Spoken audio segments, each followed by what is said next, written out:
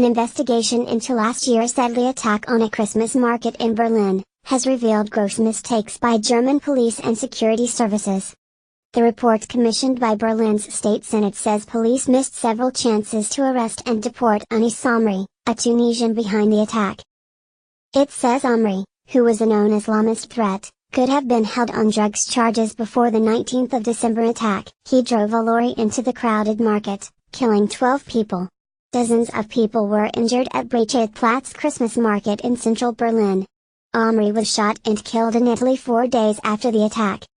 Presenting the report on Thursday, former prosecutor Bruno Jost said that gross mistakes were made that should never have happened.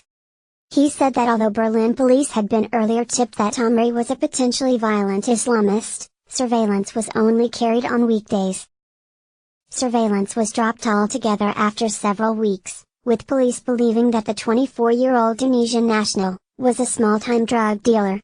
Mr. Jost added that Amri could have been held on drugs charges, but miscommunications with the prosecution service allowed him to slip through the net. There is no mathematical certainty that Amri could have been arrested and detained, but if everything had gone well, then there would have been a real chance of detaining him, and at least to get him remanded in custody for a while. Amri was one of the suspects who was discussed at the Joint Terrorism Response Center more often, and more extensively than practically anybody else. And you can't then act as if you have just arrested a petty thief, Mr. Jost said. The investigation also found that police may have doctored their records, allegedly to cover up failings. German police is yet to publicly comment on the investigation's findings.